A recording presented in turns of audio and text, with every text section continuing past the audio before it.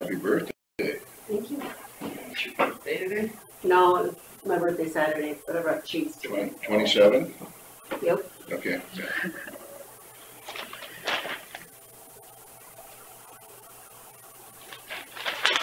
We won't ask Terry how everything's I am. His guess was a little Yeah, worse. well, it was a young joke. How's that? She was talking about we were talking about the young professionals group, Oh, sure. and we knew there was a limit of how old you could be. And he thought I was too old when I still was like 6 months or something. 2 years. That can get you in trouble, guessing people's ages. He was like, yeah, Eric and Scott. Yep, nobody else. You've accomplished so much in your life. Oh, there we go. You've already lived a full life with just your accomplishments. You can never live a full life. You still have more you can do. Well, I guess it's time, huh? You don't have it. You have it. You did miss the bell. Oh, okay. Say the pledge. I pledge allegiance to the flag of the United States of America and to the republic for which it stands, one nation, under God, indivisible, with liberty and justice for all. Consider approval of minutes and agenda. No. I'll second it. On a motion from Center and a second from Derby second from Jensvold to approve the minutes and agenda. All those in favor say aye. Aye. All those opposed, same sign. That's worse than being called Willie. Oh, wow. Motion carries. Wait a second. At least I was on time. No. Okay. Ooh. Discussion regarding waste management contract with possible action. So I have that, Carla and I have been working with Todd Hartman at Waste Management. This is substantially similar to what was approved originally that expired, I think, in 2016. Is that right? With a couple revisions. With a couple revisions as requested by Waste Management. So I highlighted those because I want to point them out. If you look on, so the first revision is page 2, hazardous waste. They're just broadening the definition of that. I don't have any problem with that because it's saying as defined by federal, state, or local law. Next page, it's Article 3. This was an added provision. Central is not obligated to accept for disposal of the facility any waste that it believes in its sole discretion would put people or property at danger or risk. I don't know that that's a big deal, but that's something that they wanted added to the contract, so I wanted to bring it to your attention. I talked to Todd Hartman about that specifically, and he is available by phone today if you guys have questions for him because he can speak to it much better than I can. And it's essentially, there are some substances out there that are kind of in the works of whether they're dangerous or not, you know, to explain it very, very easily, and they just want to have discretion to not accept those kinds of substances. He had an example, and I'm blanking on what it was now. It's like some herbicides aren't placarded or considered, you know, overly, you know, not enough to deserve a placard, but yet There's still studies that show that there are harmful effects. I certainly wouldn't want a pile of it dumped in my yard. Right. So I think it's things like that. I'm not overly concerned about that. It always jumps out at me when it says in central sole discretion, but I mean, they want to accept waste because that's how they're making money, so I don't know that it would be an issue. The only thing is that their discretion could mean that they could stop all of the waste if something happened between them and the government or something, and where that would put us in a jam of not accepting the county's recycle. Yes, and I think that's resolved by, because they say in their sole discretion that would put people or property at danger or risk. So they'd have to have some sort of basis for it being harmful. This contract is just our agreement with them on their operations of the waste management, or does this have to do with the recycling? This has nothing to do with recycling. That's what I thought. This is essentially what we're wanting for the host fee. Right. This is what we've been working on for 3 years to try to, Get them to renew. Yep. they were just trying to push it under the table. And I think I submitted an agreement to them, it was early last fall, maybe October, and I got it back in January or even February, I can't remember now, but it was several months that they had it. And we'd been talking to them before that too, so it's taken a long time to get here. So. I'm assuming that then, if they refused our waste, that the cost would be prorated. As far as, Well, if they're not our gonna accept cost. it and the county person has to get rid of it themselves, they're not gonna pick it up or they're gonna refuse it. Therefore, they can't charge us the same amount of fees. well, and this doesn't even actually have anything regarding what they charge us for taking in garbage. So I guess, I don't know if there's a separate contract for that I haven't Morning. looked at. I think they. I imagine there's I think something, with the- I wonder with the DNR, they have certain areas they cover, like Forest City isn't covered in their area. Okay, Forest City is a member of the North Iowa landfill okay, membership thing. And, so I think there's parameters, I think state level. that way. I'm just saying, we don't wanna get caught in Winnebago County with paying for something where they're not gonna accept. Sure. Yeah. Yeah, and like I said, I think because they've added that would put people or property at danger or risk, they're gonna have to have some basis for, Pretty good explanation. Yeah, but Right. it's in their sole discretion. but it still has to put people at property or danger or risk. Property, Okay. people or property at danger or risk. Yeah, so if you That's take- just something they if added, you so take your that's, couch in there and they say it's putting people and, denying it for that reason, it's kind of. but they're accepting everybody else's couches, that's not gonna fly. Like I said, they want waste because that's how they make money, so I'm not overly concerned about it from a reply, but we can certainly try it. At the bottom of that page, again, they've added that same language with rejection of waste, just a carryover from the top. And they've also added that they don't have to accept waste from an entity that has an overdue unpaid balance on its account. Well, and that would be a problem between whoever, us, or Right. whoever we've hired to do it, if they haven't paid their bill. Right. So I'm not concerned about that one either. Next page, 4.2, this is under the visits and inspections. Originally, the agreement was that county officials or a designated agent could visit and inspect. For whatever reason, they asked to take out or their designated agent. But it's still fairly broad on the county officials. It is, yeah, it doesn't say You- board of supervisors, right, any county officials. The, engineer, whoever, So would Chris be considered cause Chris. she's done a lot oh, with, waste management. Would she be considered a county? it doesn't say elected county officials. No. And again, we can Okay, suggest so- revision, but Yeah, She's a deputy, so. yeah, that, I mean. the only thing that struck me is, I would think if we're going to visit or inspect the property, we'd be hiring or asking somebody who has specific knowledge about the operation to go in. So I truthfully don't know why they took that out. That might be an easy one to If an ask for them official to comes and brings keep. someone with them, there shouldn't be a problem, should there? Or would there be? I think there probably would Robert be. might be one of those people.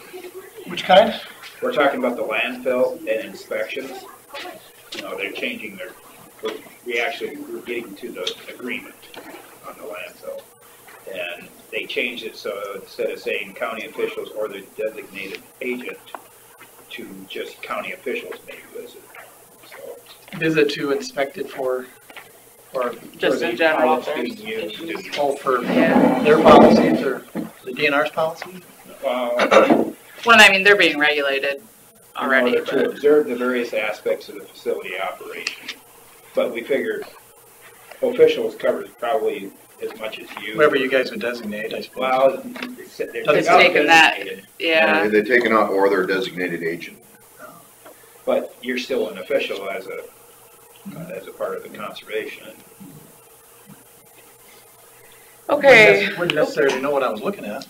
Well, and that's what I mean. That was my only worry about taking that out, is you'd want to send somebody in who knows. Yeah, if you want what to they're bring looking someone for. with you that Because Have I wouldn't some have any expertise clue what I'm and- looking for, yeah. Maybe they're worried that somebody's gonna steal trade secrets or something. Something, who knows? Next page is the bigger one, so at the very top there. This is in regard to the host fee. They have added that the host fee payment obligation shall not apply to acceptable waste or materials accepted at Central for daily cover, beneficial reuse, or accepted without charge by Central. So I asked Todd about that, and he explained to me that there are some materials that they get that they use for cover soil.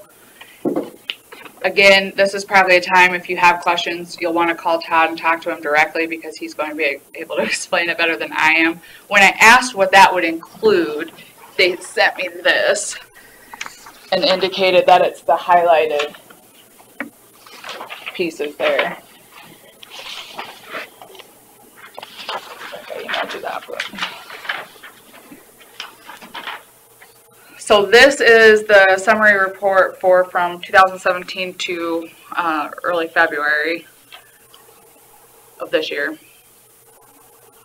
And my understanding is what they're saying is these highlighted portions is what would be accepted from their payment. It's not a lot. It's not a ton. That's why I wanted them to send me something to show kind of a percentage of what it would be. But as far as, tons, but yeah. right. But as far as why, you would have to ask Todd what their reason for that is. Do we want to ask him or just accept it? And we have it in at the same as the 60 cents per ton, which was our original agreement. And talking to Carla, it sounds like it's all over the board. Some counties pay, some don't get paid anything, some get paid more than the 60 cents. Back pay for what they didn't pay? So this would revert back to January 1 of 19 of this year, right? But So those 2 years that there wasn't an agreement in place. Is this the same as what the deputies used to do? yes. Yes, yep, that's my understanding. I think they're just trying to change it. What's their annual tonnage now they're predicting? Tons-wise, 283,000 tons. Oh my gosh. And this is 17 and 8, this would be 17 and 18. He says 60 cents. Yeah. Yeah, they did the last 2 years.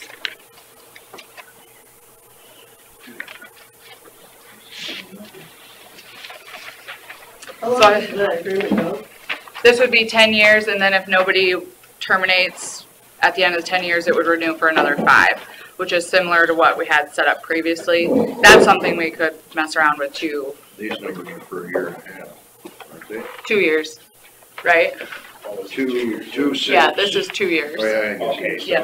it's only 140 something. Right. Yeah, yeah. So it's gone down quite a bit from back in the old days. Third. But I believe we used to get 90,000 for tipping fees, roughly. When I got on board, I think it was in the 60s. Okay. And that was it for changes, otherwise it's in the same form as before. I don't think there were any problems with the original agreement other than it expired, and then it was difficult to get them to enter into a new agreement, but I just wanted to point out those couple of fairly big changes.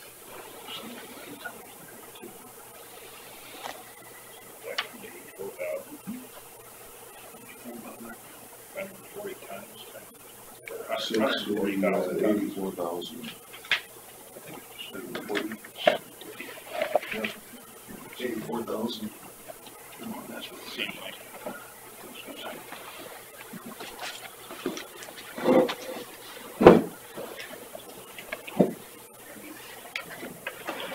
So maybe their numbers are up a little bit since they canceled.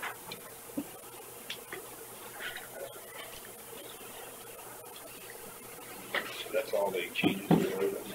Yeah.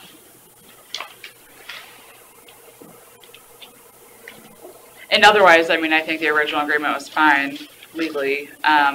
There isn't a termination provision except for at the end of the 10 years. You know, you usually like to see an option, but if we give ourselves an option, then we're going to have to give them an option to terminate it as well. So I'm not sure that would be a good idea anyway.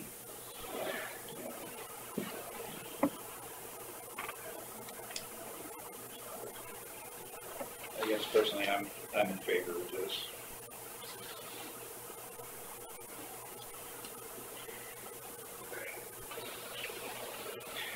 Yeah, probably is.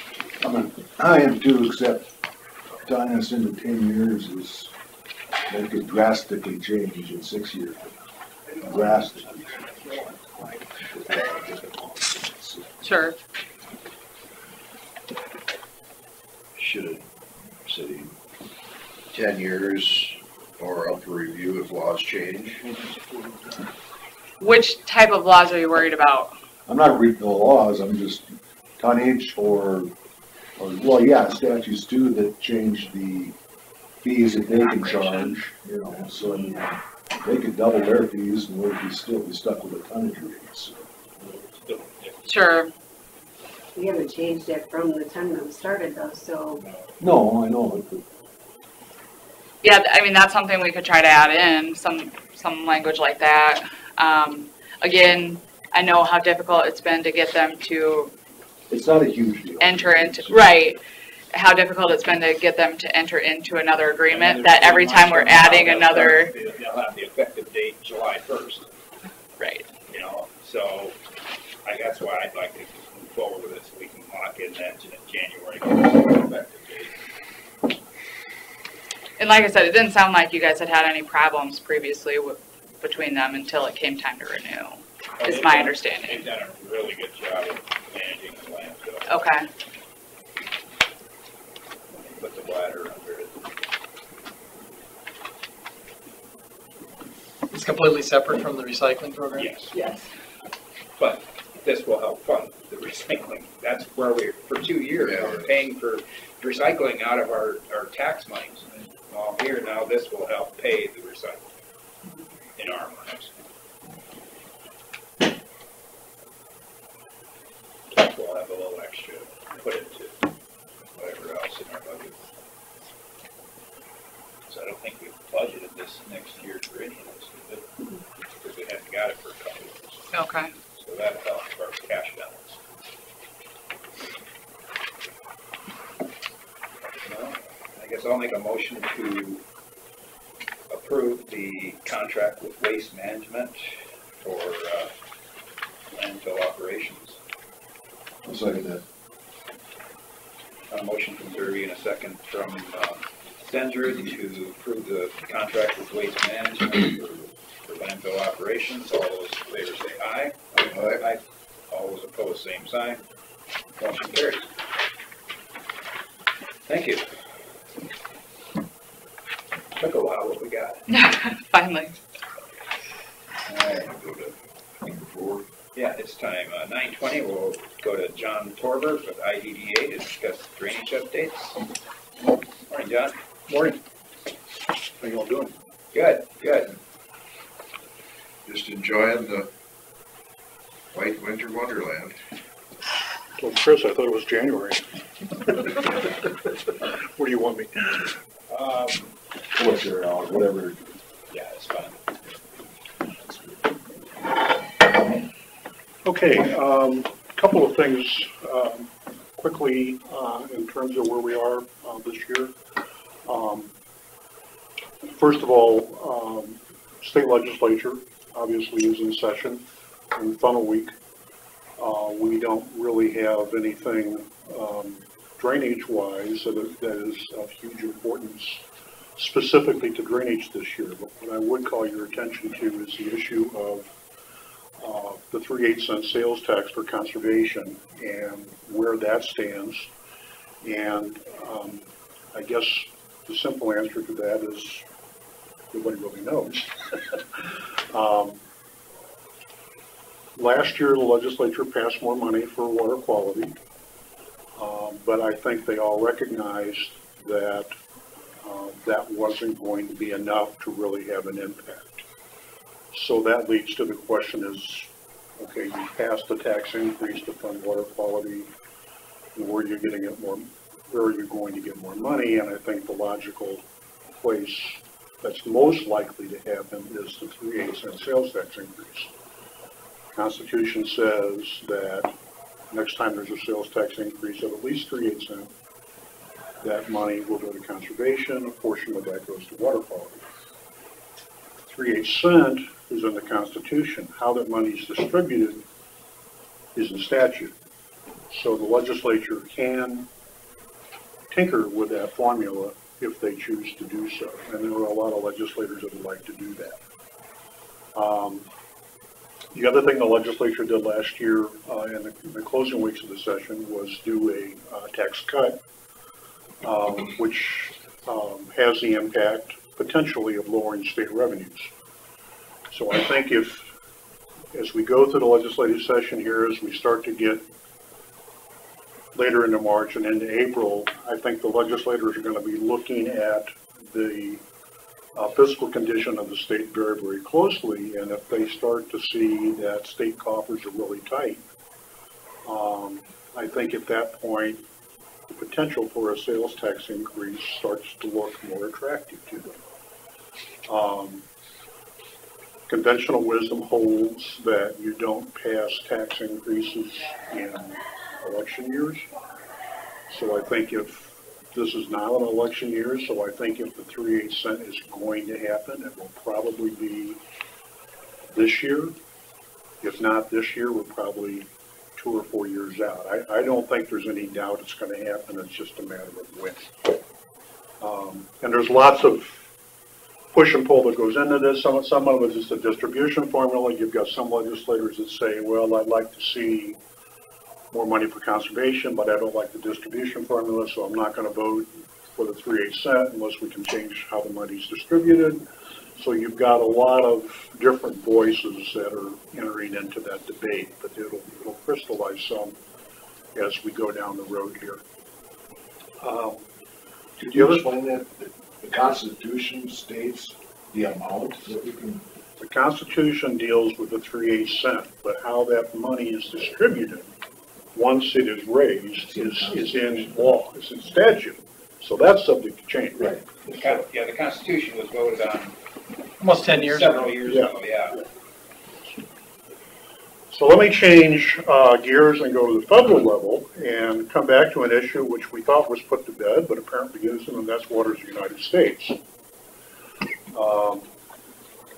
Again, the history on this is EPA came out during the Obama administration and put a new rule out called Waters of the United States.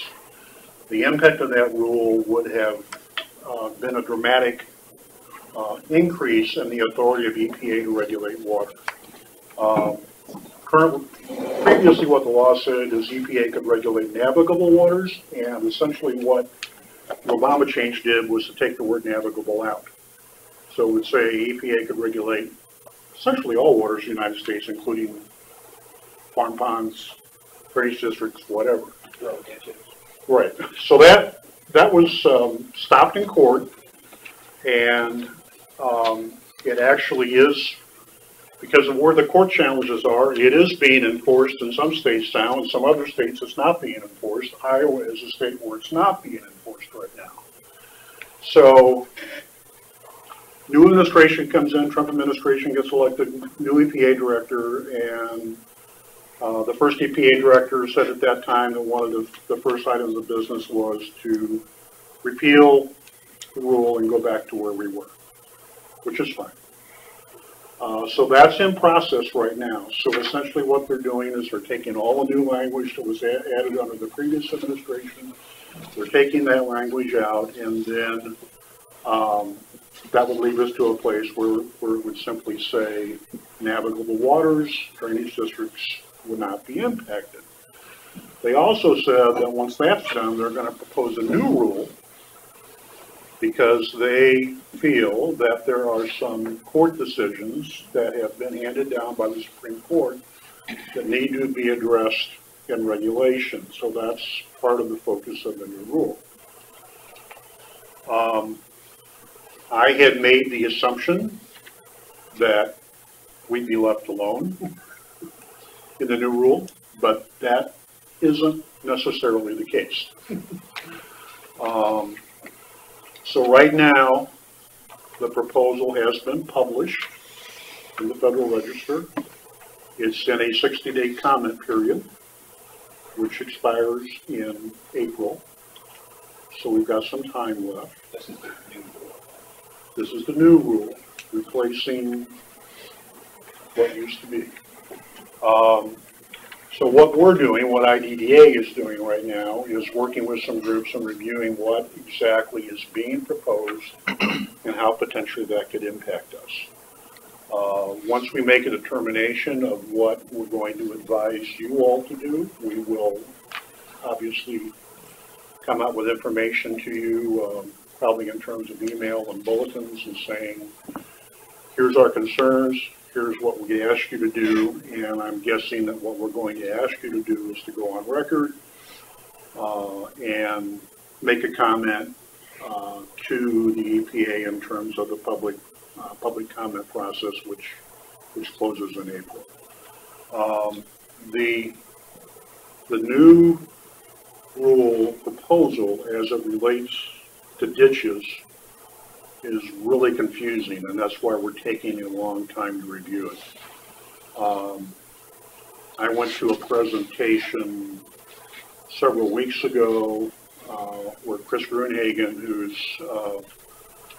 attorney for the Farm Bureau, talked about the new proposal, and she said, I've read the thing on ditches 5 times, and I'm still not exactly sure where we stand.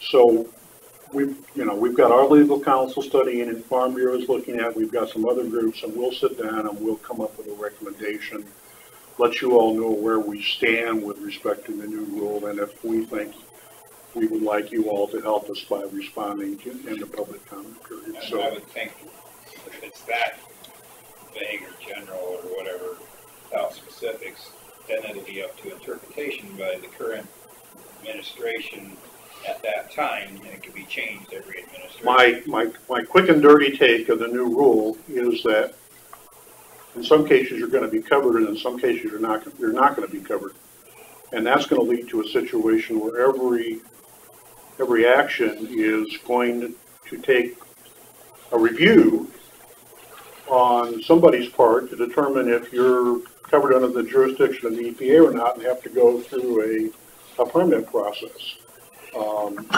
We would like it to say, who would be the permitting authority? In Iowa, it would be DNR. DNR is the enforcement authority of the Clean Water Act in the state of Iowa. So, I think what they're trying to do is good, but again, I sort of went in with the assumption that, as ag drainage and with this administration, we're probably going to be protected and I don't have too much to worry about, and that isn't the case. So we'll get information out to you as soon as we know more.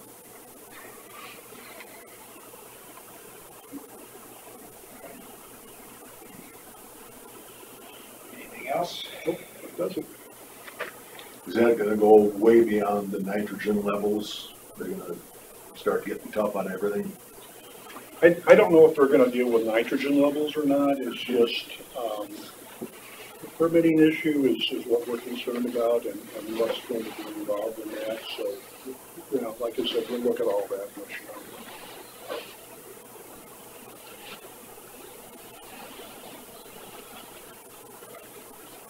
That is the main chemical, right, that they're concerned about right now? Nitrogen and phosphorus both are concerned about. Has there ever been brought up about salt? No. But I think you're going to hear about salt as we start to get some snow melt here. Because there's a lake in Minneapolis itself that They're trying to ban salt. Yeah. Colorado, you can't use salt. Yeah.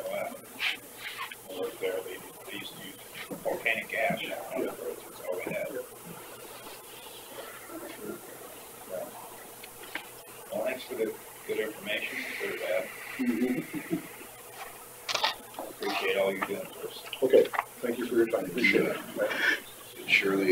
doesn't seem right. But there is a way to write things in plain English so you know what it means.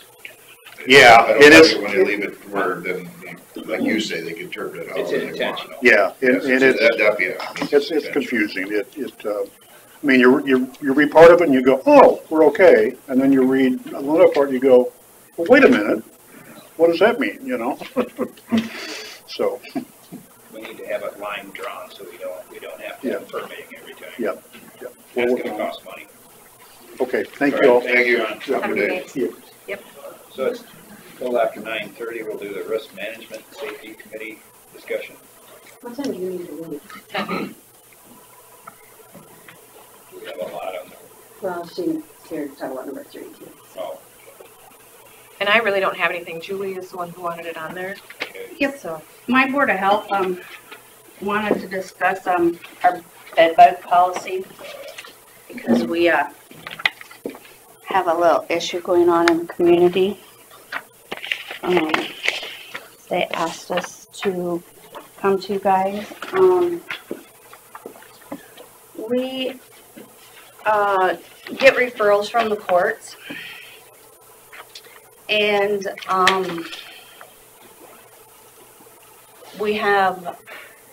we go out and see these people.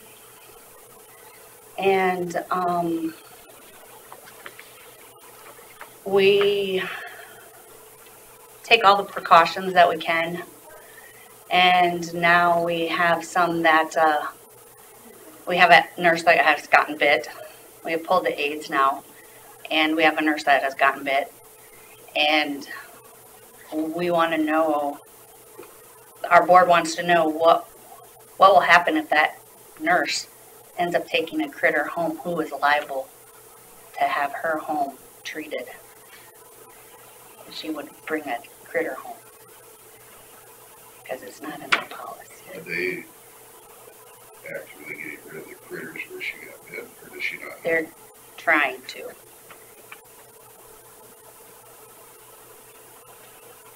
That's a question for later. As far as like, you mean liable, Well- like paying for her to, Remediation of her problem. right, is that what you're talking about? I would assume means the county center in there, that the county would be the one who's liable. They aren't gonna make the homeowner be liable. Prove that it came from the home. Well, that would be your next Yeah. issue, yeah. Judging by the And prove that it came from a home that she entered while on the job would be another issue. and most of these clients aren't probably paying customers, they're probably more on Medicaid or Right, whatever, Right. so it's like trying to get blood out of a turnip. right. So there's nothing in the policy about it? No.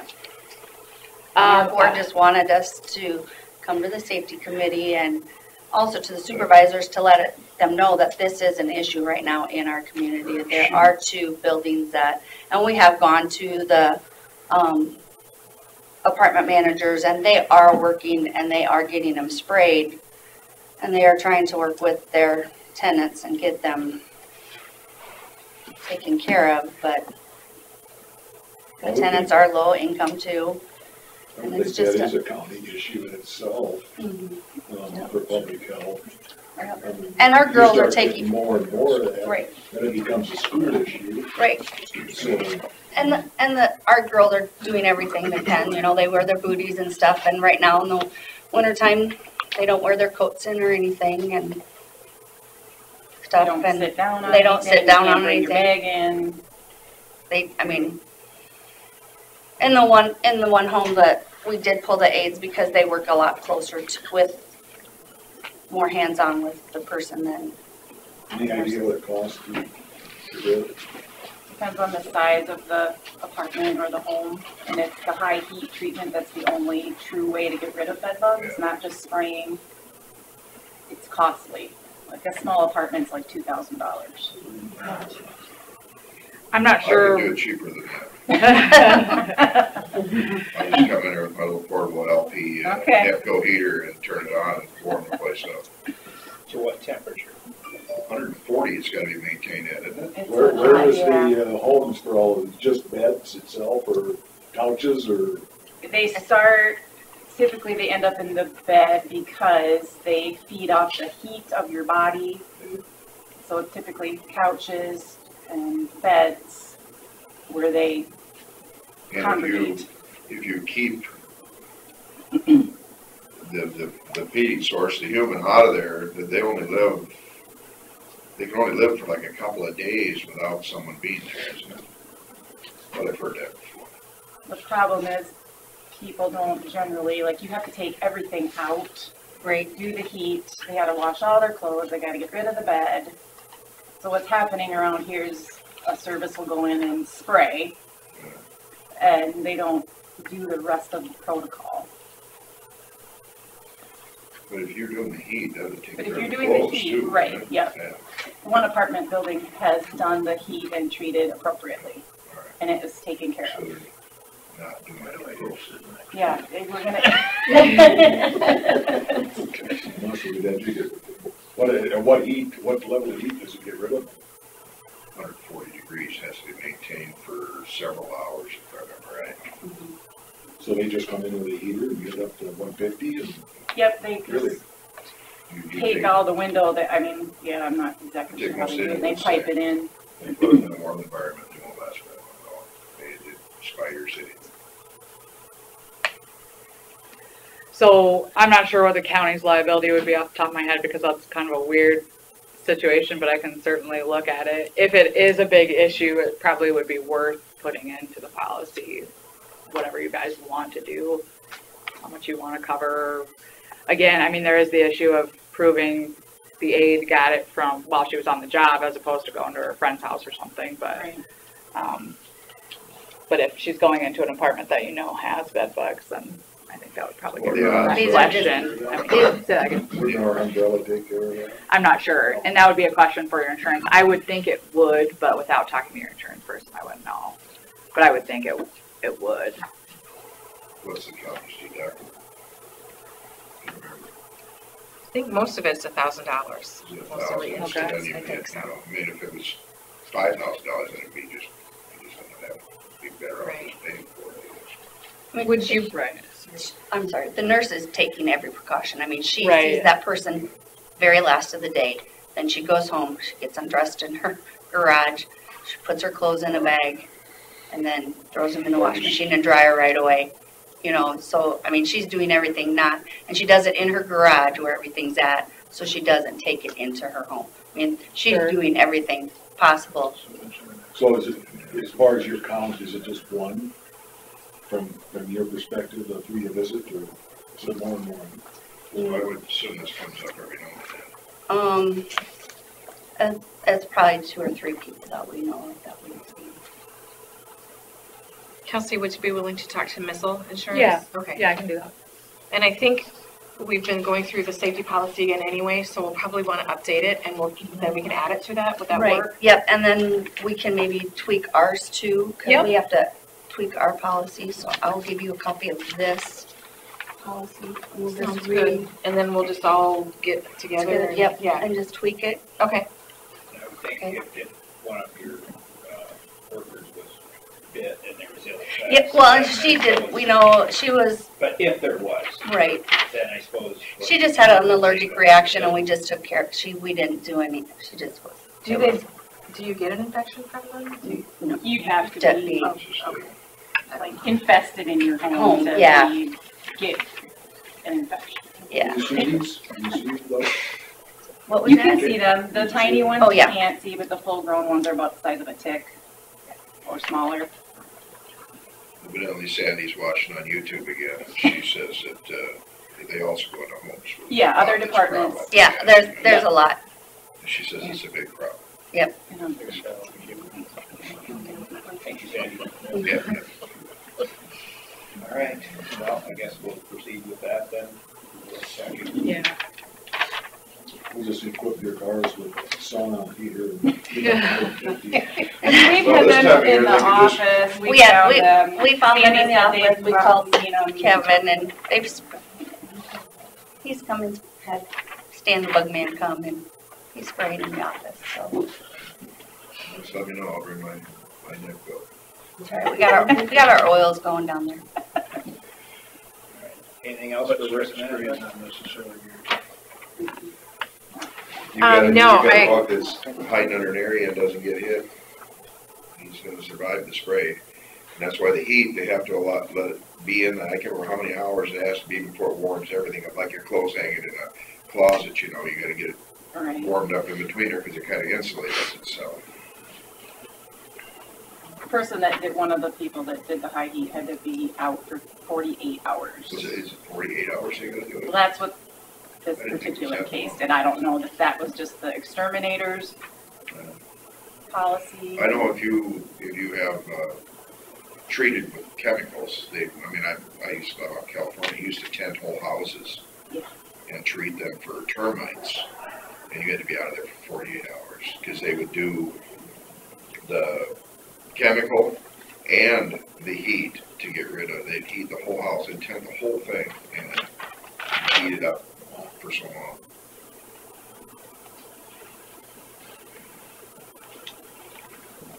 All right. And I just wanted to say congrats to everybody. Our work comp policy is gonna go down next year. So we've been doing great. Keep it up. So that part's been good. All right. That's all I know. Hearing none other, we'll move on to discussion with possible action regarding CSS fund balance due. So, Bill provided me with a letter that you guys received. They ever sent. Oh, I'm sorry, you picked that up That's just a at copy the, of the one they were okay to send to us. okay, at the meeting. Regarding the balance that's due to CSS right now. I've done some looking at it, reread the 2080 agreement, talked to a contact I have at the AG's office regarding civil matters. Essentially what it comes down to is we either need to pay or we need to go through the mediation process. So, whichever way you want to do it. Who handles that? You see, and we've been waiting for the mediation process to see what comes out with Casus, which still is not. Who handles that? Mediation can The mediation. take some time. Well, if we go through mediation, we have to ask CSS, tell them that that's what we want. Right. We'll go through But mediation. what government, who's the He's a mediator? judge. There was a judge. Well, that's the arbitration And we side. would want the same judge that Casus got. Yeah, so you usually hire, a lot of retired judges will do mediation. We did it, that's how we settle almost every civil lawsuit in private practice, I so. don't think that is still, it's still not completely ironed out as far as, because they just went back, they're redoing mediation, they're the CSS's lawyer and Cassup County's lawyer are gonna do their own mediations, the way I understood it at the last meeting. So they're still gonna hash out whatever it is, and as soon as we find out what that is hashed out, then we can either go for mediation, or, CSS wants to put us before the state auditor. They're gonna, but the letter, stated that they pursue this before the auditor, which I told them I'd be happy to go before the auditor, explain this whole situation. And said something about forensic audit.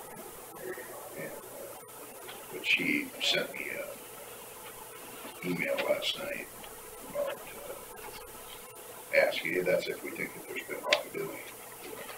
Which I'm not exactly sure there's been wrongdoing, there's just been a lot of spending that we don't agree with. Without the board knowledge. The board's approved. They got one guy who was getting $35 an hour, and then he retired, and the whole board voted to give him $70 an hour to be a consultant after he retired. With a maximum of so much a year, but with the 35 been good enough. But anyway. Well, I look at, in my opinion, our case is different than Cassup County. Much different is how I understand it. Yes, Well, the only difference is they did not levy. right. I think that's a critical difference. That is a critical difference, and they don't have the money to pay According to- because they didn't levy, I assume. According to our 2080 agreement, our balance is their balance. That's, there's, It's a bad agreement. we should have never signed it. And then especially if we knew that the state was gonna then legislate it should spend on fund balances. Because unfortunately, we're 1.8% of CSS's budget. We're, I think it was a little over 4% of their fund balance. Okay. So we came in with a big chunk of money that is now going to go, and we'll see very little of it back this way. It's, in services, and even, you know, since they eliminated Sandy's position, we don't even have that salary coming back anymore.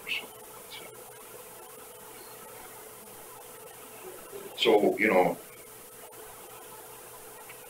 I'm the kind of person that honors agreements that are signed, you know, technically even if they're bad ones, but you don't like to have to live with an agreement where the rules have changed since you signed the agreement. All the rules have changed. And CSS is not what it started out to be. It has been growing into something that Bob Lincoln wants it to be. And he wants to do it with a whole lot of other people's money. I got a letter forwarded to me from the region to the west that we wanted to go with, and they had a vote on having a $6 per capita levy. They're going to survive on that. And then they voted that down, and then decided to go with a $15 per capita levy so they could do more for their people. Our levy is at $35.18, and we have a 22 county region that has one CEO, so our cost per, you know, the percentage of the budget that is his salaries should be much lower. So why are we needing to be so high when a smaller region? This same region over there that was doing $15 did $10 $10 last year. And they actually, and it was a 2 to 3 vote. 2 guys voted to go with a $5 levy, I think, or 6. It was 5 something. It was almost $6. Is that per total capita, kids and everything? Yeah, I believe it's per capita of the county, but the only people that really pay it are the people who Right, pay taxes. but it's based off the population. Right. Yeah, it's based off the population, and paid for by the property owners. So if small regions like that can exist, they say that the small regions aren't going to be viable, but the smaller regions, I've looked at all the levies across the state, and the smaller regions most of them are surviving on lesser levies than what we have, and so that tells me they must be viable. Is that administration and operation for clients, the total budget? Yeah. So that's 2 years worth of number from them. Do you know what their levy was the year before that? I think before that, they had a levy. You see, what they're doing is they're spending their fund balance now. And trying to get it. It was 30. It was 30, and then it was 10, and then now it's 15. It was almost 6. So a 3-year total for levy per capita for them was 55. And ours, if you include what they overdid one budget, that was 152, almost 110, almost 120. Yeah. So that tells me small regions are much more efficient than large regions. So then there can only be one reason left. The only reason we have to say, 2 reasons, because of the way our agreement's written. Number 2, we have no place to go because of the way the state rules are written. Why would we bring that to the auditor instead of the attorney general? Why would CSS do that? Yeah. I think there's something in the code that says that's kind of who they go to, I believe. They cited a provision in this letter, and I just, wherever it's at, hopped on and looked at it just quickly, and that's kind of their remedy, is to go to the state auditor, is my understanding anyway. And one of the things that they could possibly do, which would probably end up being me, is there's a thing called willful misconduct. Willful misconduct. So that would be my concern with not doing anything, essentially. So willful misconduct can come into play in some situations if you're choosing not to do something that you basically you know you're supposed to do. So in this case, we have the money and we know we owe it under the agreement anyway. Now you have disagreements with the agreement that was signed, I understand. What willful misconduct is that it could potentially make a county official personally liable for a decision they make where otherwise you would have immunity. And I'm not saying that's what would happen, that's just a concern anytime you're making this kind of decision. That's why I think either decide to pay it or decide to enter into the mediation. I read the 2080, and I mean, it's pretty, it's black and white. Mm-hmm. You said they changed the rules on roads. Can you pinpoint, can you itemize those? And Oh, I mean, CSS is instead of being, they want to be a provider, not just, finding services. They're want to grow to provide services, and a lot of the services were in theory, well, like the ISRT was supposed to be funded by EHS, and it never has been. It's when it was approved, and that's grown to, it was 1.5 million. It's probably close to 2. They hired 3 more full-time positions for that. And things like that, giving nobody, when we went into this thing, nobody knew that they were going to give $1.5 million a year to a Blackhawk County owned facility that we can't get like in this area. I mean, which our percentage of that was only like 30,000 a year or something like that. does that affect the contract at all? When they go outside the parameters of it? When who goes outside, who's gone outside the parameters. But I don't think they have gone outside the parameters of the agreement. Bill said they have. Well, but it's nothing that has been voted on by the board, which we may disagree with it, but we still got outvoted, so that they've done nothing, in a sense, illegal. It's just that they're growing into something that we never thought CSS was going to be. And the only really real recourse is to get out of the agreement, which we have done, as long as we can figure out what we're going to. Hopefully the state will allow us to form our own region. We haven't got a letter back yet, have we? I have not seen. When did you send that in? Do you remember? It's been a while. A month ago, maybe? No, not 3 weeks ago, maybe? Yeah. We thought we'd had heard by now. We were supposed to have a meeting tomorrow on it. Okay. Can we challenge the statute in front of the court? The big one is the legislation changing, where the fund balance has to be spent down. Because then, instead of spending it down the way these other regions have by lowering their levies, we've gone on a spending spree. That, with all that's being created, with what he called it in the last budget one time, spending money. This, I mean, it's, but he's creating stuff that will have to be sustained in the future. So they're gonna, our levies are gonna have to go up, probably to the max. Because our net levy right now, Ken Abrams figured it out here a while back, and the net levy was 53 with the spend down. So as far as that goes, the way they're spending it, I think your recourse would be to bring it to the attention of the Department of Human Services, who's the overseeing agency for. And that's what we sent the letter Right. to, trying to do something different. Right. And it was multi-counties that sent it. Okay. And So if you don't get the rectification with the HSS, then can you bring it to the court? I'm not sure what you're wanting to bring to the court. I The guess agreement. Can you clarify that? The agreement and the parameters they put on us by having to be contiguous and all this crap.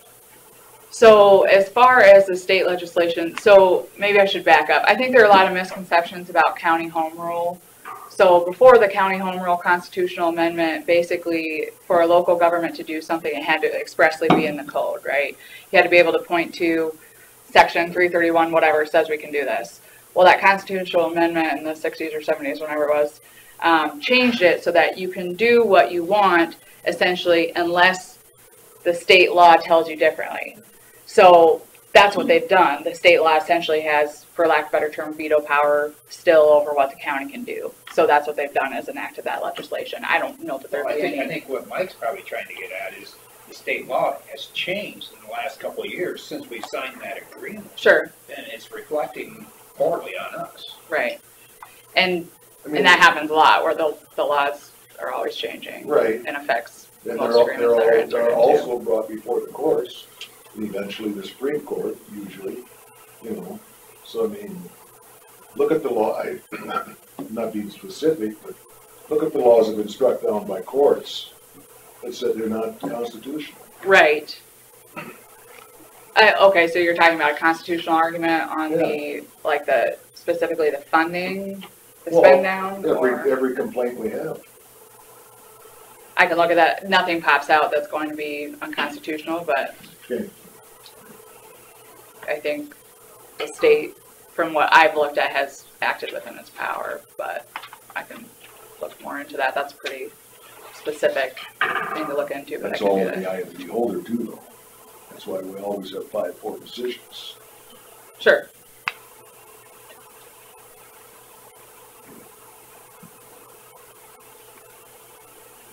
Well, that's the wishes. Well, I guess they partially withheld the payment because, you know, once you pay it, sometimes it's hard to get it back. If we do go to mediation and get a favorable ruling, or, you know, or do you pay it and then try and get it back? I think if you're wanting to do mediation, I would request that and not pay it at this time. All right. And that's been hinging, Cassuth mediation could have started happening last October or November for sure. Mm-hmm. And they've been dragging their feet on this thing. Mr. Lincoln threw the CSS lawyer under the bus, and the CSS lawyer, after the meeting down in Allison, the one before that, was it Al? No. Yeah, it was Al McKee. And he had told some people that it was their lawyer's fault that this happened, and their lawyer was rather uncomfortable to hear that Bob had said that. Because he was outside of the meeting talking with Cassuth's supervisor and their Cassuth's lawyer. Okay. And then the Cassuth lawyer explained how the whole, and proved that the interpretation of CSS's lawyer was the incorrect one. And now they're having their own little mediation. So I guess we'll wait and see how that comes out, and we'll ask for our mediation. And, is there a reason we have to wait for Cassuth's mediation to be over before we can start the really long process of mediation? If it comes out to where, you know, Cassuth really didn't benefit from it, then why should we do it? Because we won't either then. But if Cassuth can prove that they've taxation without representation or whatever, and it's allowed, which Bob denies this now, but he's on tape in theory, okaying some of their lowering levies to spend their fund balance. Now, he allowed it to happen. He knew about it. Now I think the last meeting he said he didn't. But it's on tape, so they're going to research that too. And if he allowed, and when he was in here the last time he was here, I says, if you're going to allow other counties to have lower levies and spend down their fund balance, we all should have been allowed to do that. He goes, oh, absolutely. He goes, and I'm like, okay. So, I mean, if it turns out that they're going to allow Cassuth to do that, then we should be able to do the same thing and keep some of that money here for our own people. So, and I understand what you're saying there, but I think the issue is if we just don't do anything, they can initiate this arbitration process, whether we want it or not, if we're not going to voluntarily agree. Mediation. So mediation would be the first step if we want to voluntarily try to come to an agreement. Arbitration would be the next step. If we're not willing to do anything, then they're going to jump to the arbitration, which is going to have all along that we're waiting. Even the Potter County supervisor said that at the last meeting. He says, this is all hinging on the result of what Cassuth did, right? And I says, we're just waiting for that. And so they know that we're going to go to mediation as soon as we see what happens with Cassuth. But I don't know that they're required to wait for Cassuth to be done is the problem. Because unless we have the same mediator. Will it be the same mediator? You can request the same mediator. You can request the same mediator, but you might get a different result. I mean, our situations are different, but completely different. I would assume both parties have to agree on what's going to be. For mediation, usually. That's And if they don't get a favorable ruling out of this one, they're not gonna want the same one over again, true. you know? I look at, how this is reflecting on us. When we tried to join another region, it reflected on us as not being able to join that region because we hadn't paid our bill. I think that was more, It was an excuse, yeah. what they used, but there are But other it's gonna- reasons. it's gonna They don't want their look bad region. with DHS Yeah. also.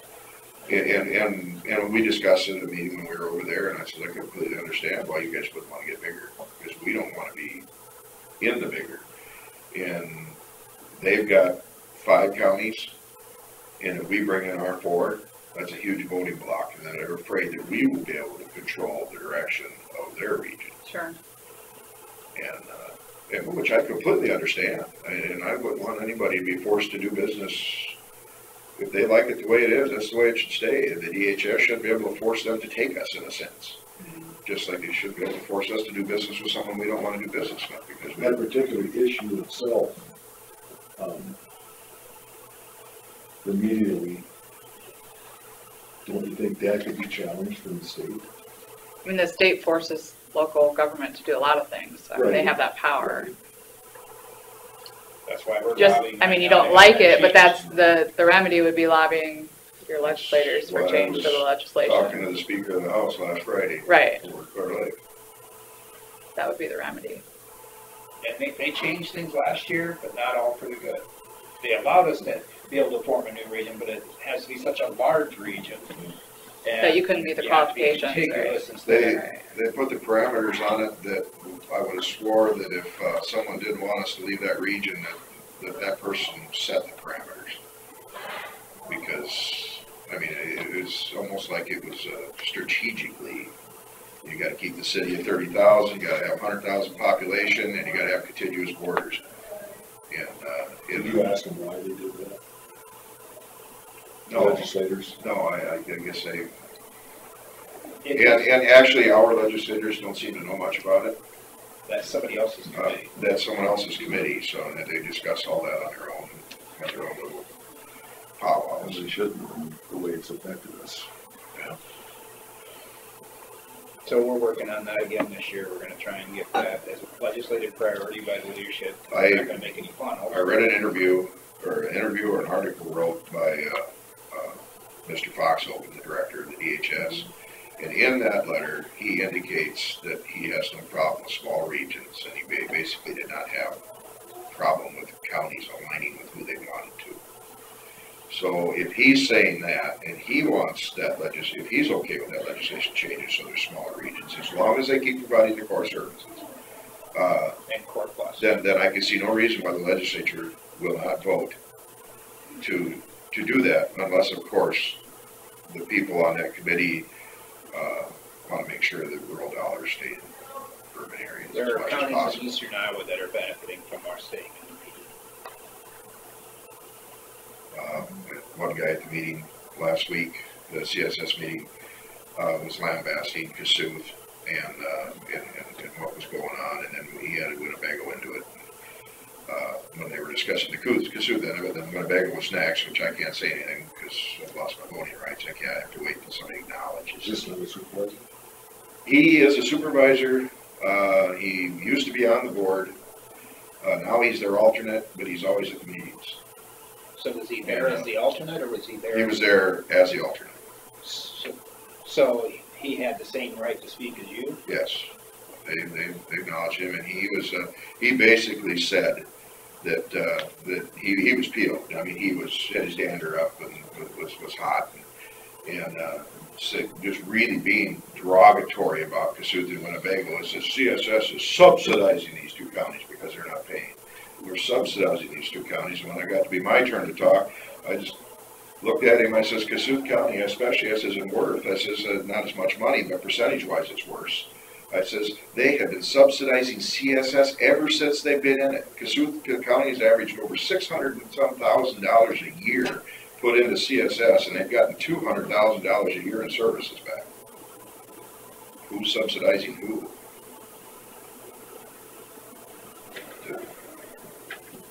So I do need to get going. I've got court down in Hancock. But if you have any other questions, just let me know. But as far as paying, I do think you need to take action, whether you pay or engage in mediation, just so that we're doing something and not just sitting in limbo, would be my Well, recommendation. my recommendation would be to engage in mediation. Is that a motion? I'll make a motion to, make sure that I contact CSS and tell them that we want mediation. Timeframe, should we try to get this before? I think we should do it before we know what the suit gets. Well, the suit should be done here shortly. That keeps us neutral. We're gonna be close anyway, and our mediation won't be on the agenda until the end of this month with CSS, so we got until then. I would assume they'd have the suits over by then anyway. Okay. And as it turns out, I never thought it was gonna drag out this long. We should have just went for it last fall. Okay. Motion from Bill, second from Mike, to move forward with request of mediation with CSS regarding our fund balance due. Any further discussion on this? Hearing none. All those in favor say aye. Aye. All those opposed, same sign. Motion carries. Dave Peterson, to discuss purchase of a quad car. What is a quad car? I think it's a four-door, I'm not Is it a four-door, or is it one of them little boxy? You know, they got the one, they got those cars that go down the road that look like they're a box? I can't remember what they're called. The four-wheel drive. Yeah, the cubes or whatever they are. I wasn't gonna make fun of you, I just. It's just an S. I'm just reading the agenda.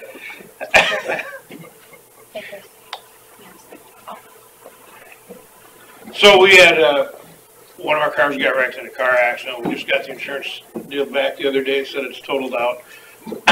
They are gonna settle for $20,850, I believe is what the amount was. I went down to Forest City Ford. Pete went online. He found one squad car, Explorer in the state of Iowa that's owned by, I think it's Stivers Ford, Stevers, whatever, down in Des Moines. They had bought this car, and Pete says they do it every year. They buy it on speculation that somebody They're gonna was want gonna one. do this, and yeah. So what they did is they completely outfitted this car. They put a rack on it and everything in it, and it's ready to go. We don't need all that stuff, so I talked to them, and they said they would strip it down to, so we could put the stuff that was in our wrecked car into the new car, and they would take the new equipment back and give us credit for it. Yeah. So anyway, I guess I'm just telling you guys about it and asking for the go-ahead. What do they want for that one? Well, right, so the car was the car was $30,000, and they put $11,000 worth of stuff into it.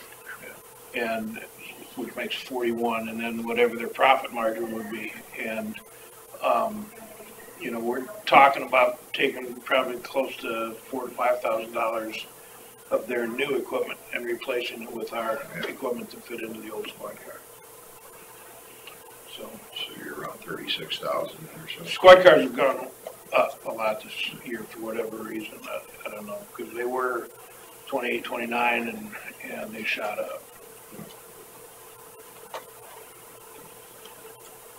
Ford is retooling everything. They're going to come out with hybrid cars. And they're going to have a battery in them that runs off the battery and then switches over to motor and yada yada yada. So that's squad cars. I'm sorry? For squad cars? Yeah. So, the electricity, then you get some pretty good torque as far as taking off. Well, actually, I'm kind of intrigued by the idea, and they won't be available until August. So when we replace our next car, I think that's the way I'm going to go, just to see what it's like. Because if you're just cruising around town, you could do it. Well, you could really sneak up on it. They said that they'll go up to 45 miles an hour on the electric charge before the motor kicks When in. it's 85 degrees out, but not when it's negative 20. Well, they said and I don't mean they'll go 45 miles, though. You can go speeds up to 45 miles an hour before the motor kicks in. So when you're driving around town, when we're cruising some of our contract towns, we wouldn't be using gas. Yeah. So you know, to me, that would be a win-win situation. But again, you pay a little bit more at the beginning to say. Yeah, well, and so far, you know, most of the things that I've seen show that the extra cost of maintenance and stuff like that really doesn't pencil out ahead with the gas you save. And I don't know. It's not real, it's more of a neat thing in a sense than it is a, well, profitable thing. Yeah, but, you know, gas fluctuates all the time is the problem, you know. If gas went way up, it gets better. Yeah. But so, and then the motor is the same motor that's. If this car it is, this is still a 19, so this is a gas. But I mean, it's a motor that has the same performance of what you get with a regular gas motor. Yep. I didn't know if they had like a little Chevette engine in there. Nope, he said, honey. Where you'd be like some. When I was a kid, they went by cubic inches, and now it's everything, you know, so, yeah. But they said it's the same size. Yeah. You didn't want you to be like one of them truck drivers where you had a 100-mile-an-hour CB and a 55-mile-an-hour truck. Guess that's one way to look at it. Yeah. CB Gladiators, you know. All right. So I just wanted to bring that to your attention, I guess, is where I'm at. All right, thanks for the info. Yep. Scott Minder, engineer, will discuss road matters. Yeah, they wanted to discuss, we have our February month-end numbers and also our payroll for this last couple weeks in February. One thing to point out, our crew put in cumulatively about 300 hours of overtime in the last 2 weeks. And so that's a statement of their dedication, but also it's a look into the what the snowstorms, how they affect our budget. We have this is through February, so 8 out of 12 months, so we're 2/3 of the way through the year. You were still through still below the percentage, if I remember right. Yeah, so through just a couple of specifics through February, our labor item for snow plowing is at about 53%, and that doesn't include this last 2 weeks of payroll. So that number's been moving quickly in the last month and a half. Still looking okay, but something we'll have to keep a close eye on.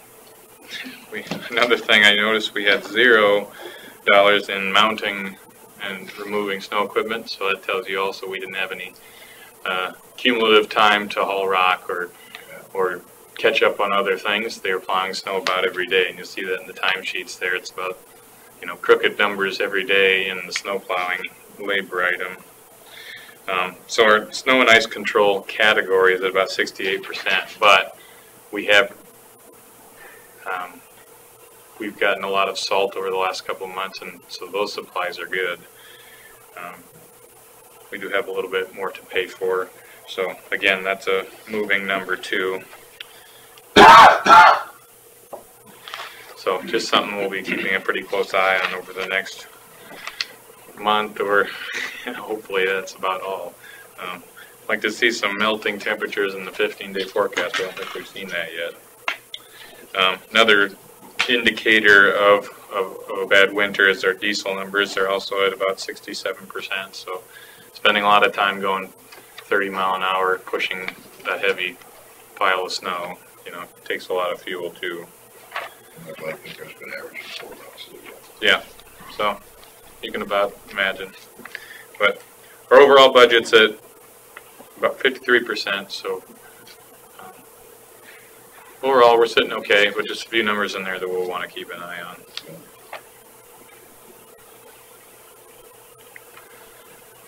Do you have anything for Scott?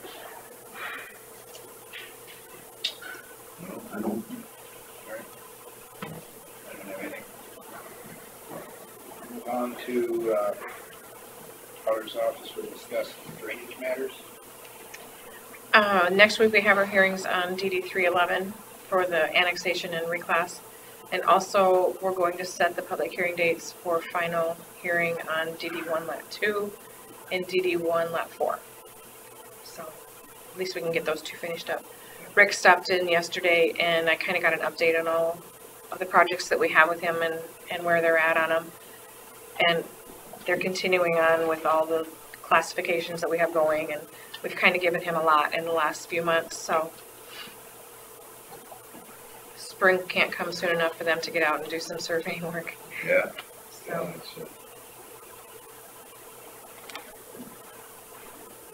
Everybody's in that mode. right. So there will be some more this year that I won't be able to bill as far as drainage because I'm reclassifying the district. So we just have to hold some back because I can't bill the wrong people. Yeah.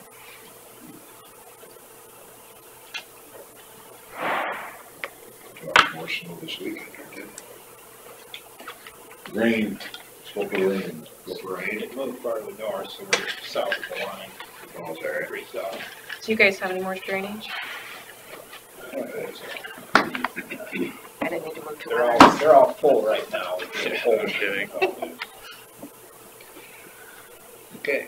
All right, thank Discussion you. with possible action, early retirement applications. We'll only have the same three. Same three.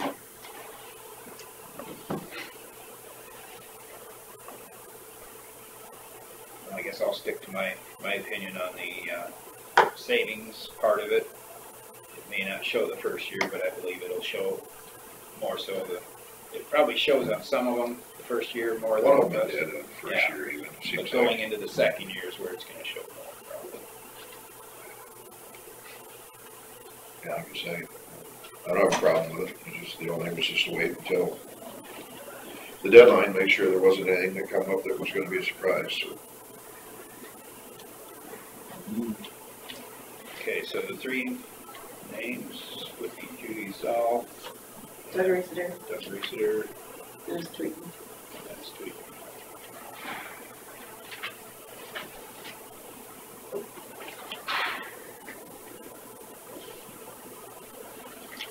When will that take place? By the end of May, is May. it? End of May. Yeah. That's what the contract says. That Doug wanted to make sure he was here through the end of the term. Yeah, for sure. Might take that long. What's that? Might take that long to May. Yeah, really. I'll make a motion to, accept the early retirement applications. Second that. All right, I got a motion from Bill and a second from Mike to accept the early retirement applications for Doug Reesider, Judy Sell, and Dennis Tweeten. Any further discussion? Hearing none, all those in favor say aye. Aye. Aye. All those opposed, same sign. There's two places for you to sign on each. I need a better pen.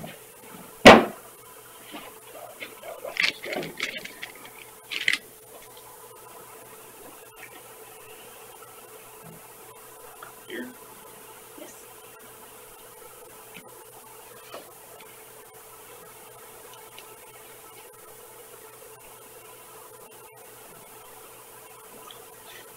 Yep, three times.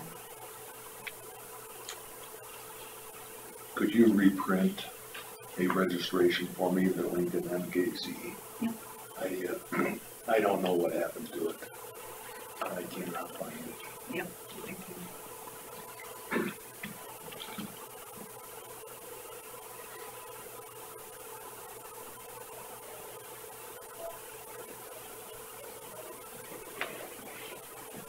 Is there any paperwork that they need to do with this early retirement, or has that all been done? It's all done. Okay. All right, thank you. Carla, can you get copies for my two to me? Thanks. Yep.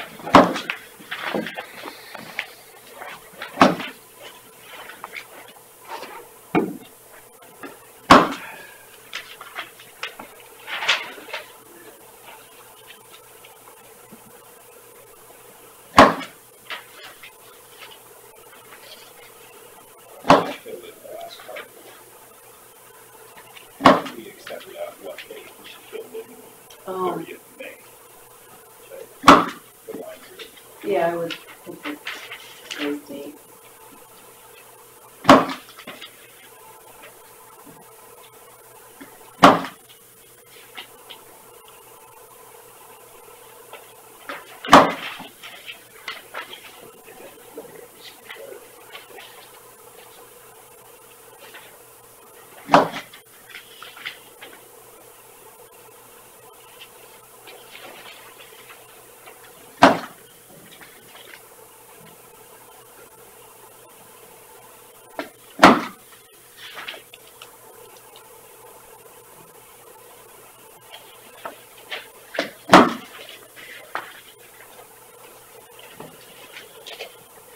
Open forum. We got a bunch of stuff. I just go out and look at those 2 hog sites and saw no problems with it. Did any of your numbers change? No. So I have to turn on that back. It's pretty accurate, pretty simple. The one of them is an old farm place that actually Myron Allen used to live on. Oh, yeah. Who's the guy that's having drainage problems up into his yard, because right north of Fort City here? Getting into his machine shed. Maybe we talked about that. There's a tile that probably goes underneath the machine shed. Oh. There's all those too. You're talking about beaners?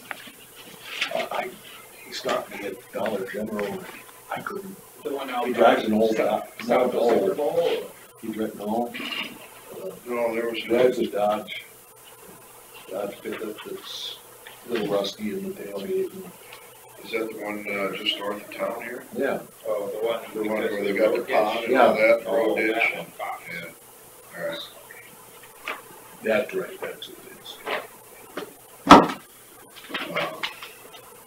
Let's see. Well, I knew where he lived. He's okay. And the other one, if you go up,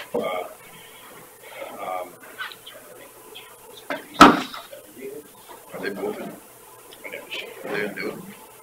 No, one was in his district, I called him. Yeah. It was okay. The one, it was the same company, we just did both on the same day. Yeah, It was the other one. yeah. Eden, and where's the other one at?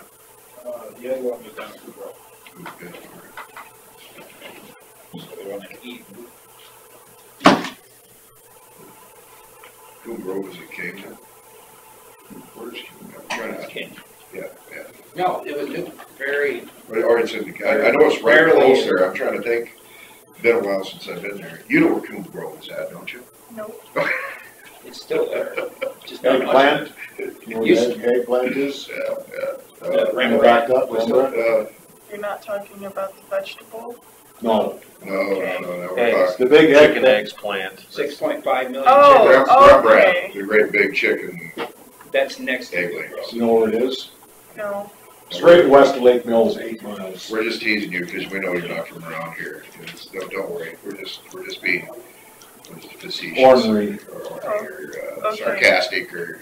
Okay, because I was starting to make mental notes to like look up these places. They'll do it to you for a while, but believe me. So, it'd be right here in 27. Okay. Yeah, there's no house there. Yeah. It's just a egg farm. Yeah. So, Myron Mountain lived there back when I was a little kid. Yeah. That long ago. The house has been vacant since then. Yeah. Then we looked at the drainage lines. There are no new drainage lines here. Didn't see any problems with it. So with that, did you make a motion last week to approve that? We did. So we probably need to do that this week, even though it's not on the agenda, because, But don't we usually make a motion if we have a problem with this? no, Still have to you have accept to it? approve it. So are we approving the master matrix numbers? Mhm. Okay. I'll make a motion to approve the master matrix numbers for the, what do you call that one? What's my last one? I call it the, Yes. was it No, that's Mike's. All right. Same company. Where was the minutes at? I took my math matrix things out. There's something. Yeah, I don't have it. It's, Newton. Newton. Seven. Okay, what was say?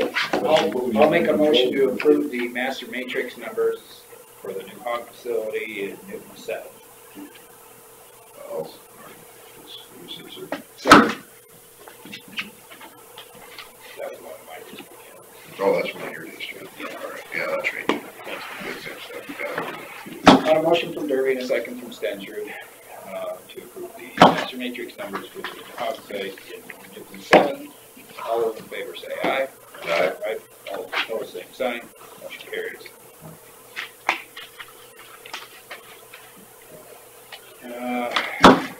Anything else? So that's for open forum.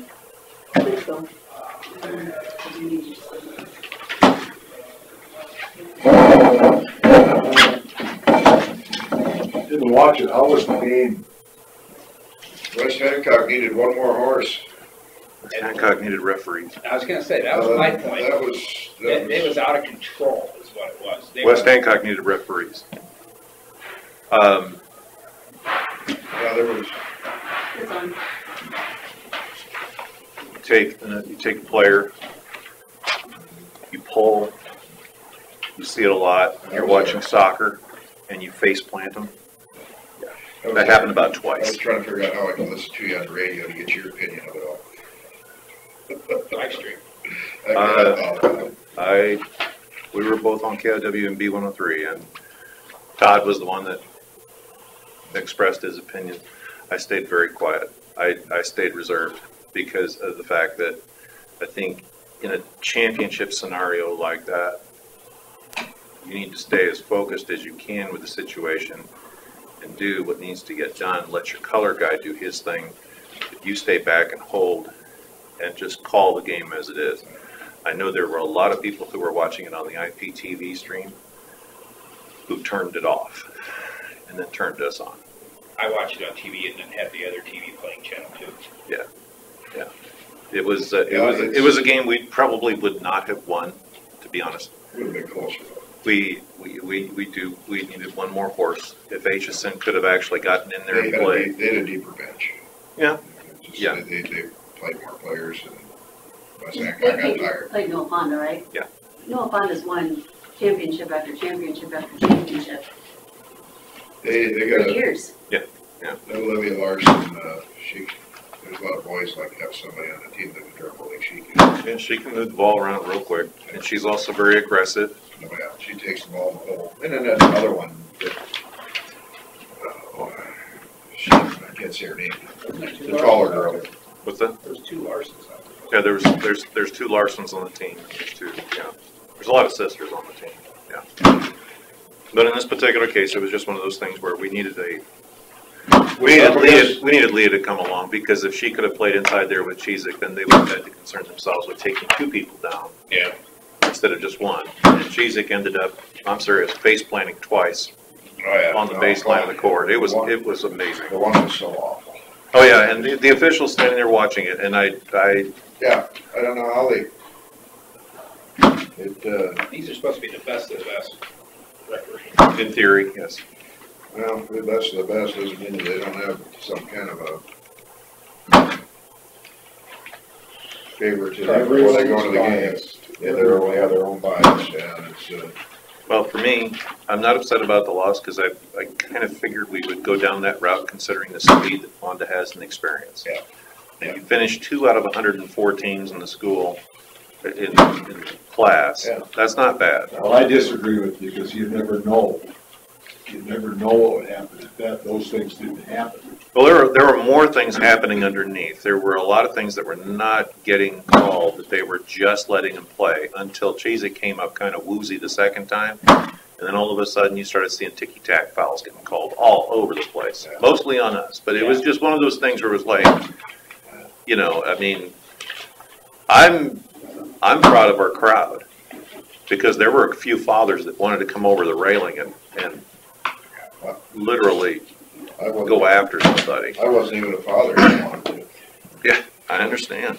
But I'm like, oh God, you know what, when you're up against a team like this, you can't have, you've gotta have things to be fair.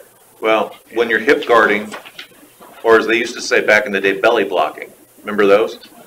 They were belly blocking all over the place. And no body check, nothing, no push-offs, no nothing. There were 2 or 3 times that Rachel Lear had to reverse at the very last second because she was getting belly blocked underneath the bucket. Yeah. And there was no call there. No. So.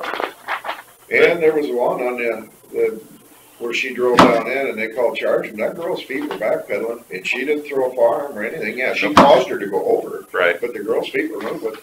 Well, in theory, they called the charge on her. In theory, what we heard was that she lowered her shoulder. I looked back at the video, I didn't see it. Well, I honestly didn't see the lowering of the shoulder. Well, But, and again, that's perspective, because he's in one angle and I'm seeing the other angle from the I TV. can give that away, but when it's obvious like you were talking. Yeah. Yeah. I mean, if you're belly blocking underneath and you're leaning back and your intention is to push forward, yeah, that should be called a block, but that wasn't done. yeah, I took the girls' basketball team down. Yeah. Well, I think it's awesome that we finished the way we did. You know, and you can't cry over a game, and I'm not about to, but I just... They got all their starters back. Oh, yeah. New Fonda doesn't. Newell Fonda loses 5 of their starters. Yep. All 5 starters, and now they're going to work with the bench. Yep. And we bring up all sophomores. Yep. So. It'll be fun to watch Do we next have year. any juniors playing? No? Out of 1. You had 5 sophomores? We have 5 underclassmen out there. Holy smokes. That's how good this team is. Michelle Eisenman's daughter is one of them. Right. Yeah. Hancock County. And she was getting face slapped like crazy. She went up for a 3 and a couple of times, and they just got her in the schnoz just as she was putting the shot up, and she couldn't get the shot in. So she backed up a little bit more out of her range. Got 1 shot in that was just unreal, and then they started really checking her right to the sideline. And it was aggressive. I'm not taking anything away from them. And if you play That's that fine way, if it goes both ways. Yeah, Oh, yeah. no, I don't care if they have bad calls as long as they make it both ways. yeah. I mean, it just, unfortunately, it was a little lopsided. You know, you'll give them a couple, you know, I mean, yeah, officiating is a tough business. You give them a couple bad calls, but when it starts to be a game-long theme, it gets a little tough. Well, what was hilarious is I've been doing a lot of working out with the lower body, and so right when Cheesa got that second face plant, I got the cramp from hell in my knee right along my leg, so I stood up, and I'm looking over as I'm trying to straighten out the cramp and just kind of get it back. I'm looking over, and Cheezick's getting up, and the officials, all 3 just looked at me like, "What are you doing getting up on the press box?" And I just looked over at Cheezick. I said, "You all right?" She leans back. She says, "Yeah." Well, somebody called a timeout. I can't remember what happened. But all 3 officials were standing and they were conferencing. So the middle official was looking straight at me and the other 2 would kind of glance over this way looking at me. I was the only person that got up at press row. Well, it was because I had a cramp. I had a cramp in my calf. They see a big man stand up, you get scared. Is that it? Well, yeah, and then I'm mouthing, "Are you?" Because I'm trying to, you know, I'm on air. Yeah. So I look over at Amanda. Amanda and I and Mihaela, we're all good friends. So I looked over to Amanda while I'm trying to get this leg cramp out, and I'm going, "Are you okay?" And I just mouthed it. I don't say anything, and she waves back. I think one of the officials thought that I was her dad, because all of a sudden the ticky-tack valve started coming out. Her dad's a big fella. Oh, yeah. Yeah, he was down the lower row, and he was not a happy camper when he saw that happen. Yeah. But at the celebration on Sunday, everybody was going, "Thank you for standing up," because that kind of changed the game. I said, "That wasn't on purpose." I wasn't about to say I had the cramp from hell and I couldn't even get up. You're not going to say you were Glenn Close in the natural? Yeah, exactly. It doesn't sound like category right there. No, it was funny because Todd's sitting there and as soon as I don't know if I can do it. There, I popped it. I had to pop my ankle so loud, and Todd leans over and he looks down and he goes, "Oh," and he looks back, and then when we went to commercial, he goes, "Had a bad cramp again, didn't she?" I said, "Yeah." So the game before, Friday, when I sent you that text message, was that a little chuckle on air? Oh yeah, that was a chuckle. Yeah, that was hilarious. I was not biased. I just like West Hancock. Yeah. I sent him a message that says, I wish he could really try and show a little emotion during his broadcast of the game. And that if you really could you show just a little bias to which team you're really rooting for? You know? If you heard me, I was coming out of my skin, Oh, especially in the fourth quarter. I could see you contorting on the radio. Oh, gosh.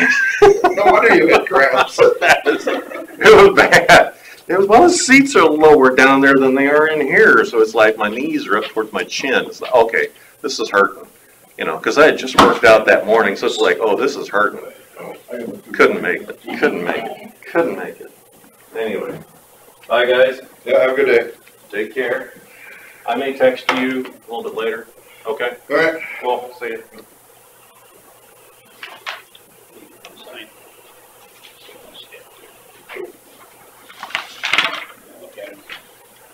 These.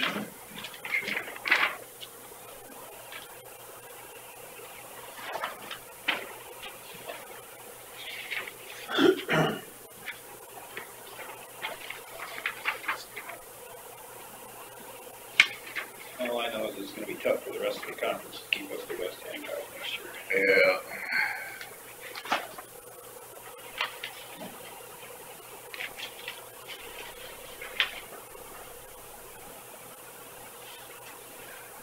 Those girls play a lot of ball.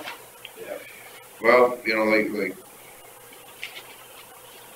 our kids are all one, the same ones in every sport, same ones in all plays, same ones, and they're so darn busy. And you know, and I'm gonna, it might be the right decision. I mean, it's probably the right decision. Rachel Lear, the only sport she go out for is basketball and cross country. And she focuses on basketball the rest of the year, and she made the all tournament team, so it's paying off.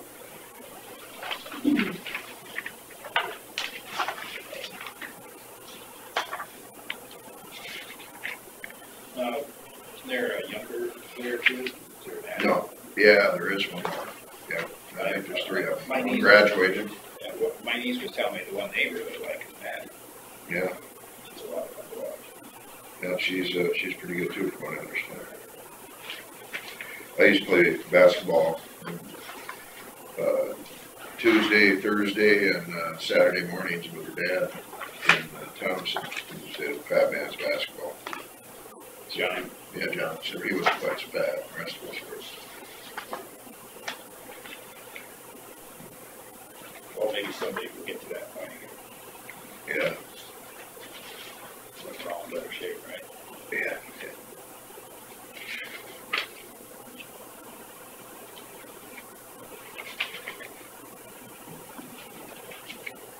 Maybe if I had that much knowledge, Jim would stay warm and happy. Yeah. Yeah, I made a lot of trips up down there, of course, over the years.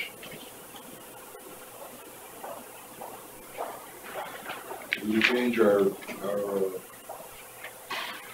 attorney for the association, what the name is.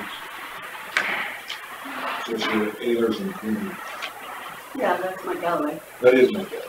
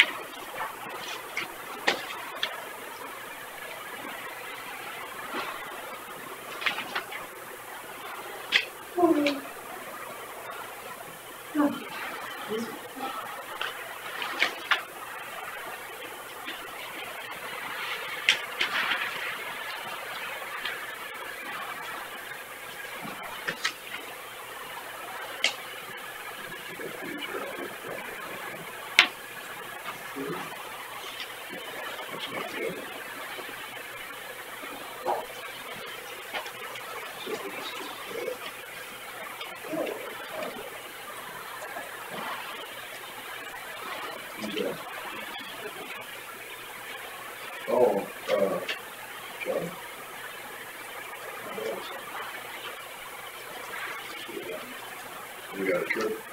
Your dad going?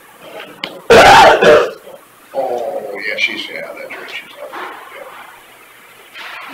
Okay. What's her name? Must be Norwegian if she wants to go to Florida. Who's that? Goodness, Charlie. Johnny Hayes. She comes in, house. House, wait, yeah. She can.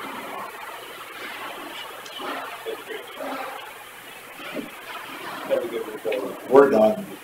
We're just gonna approve the, Did you okay with this? Yeah. Okay. I'll make a motion to approve. I'll second. Which one? Seven on the county claims. Motion from Stender and the second from Chancellor to approve the semi-annual county claims. All those in favor say aye. Aye. Aye. All those opposed, same sign. Carries. Motion to approve the payroll claims. We got a motion from Chancellor and the second from Stender to approve the payroll claims. All those in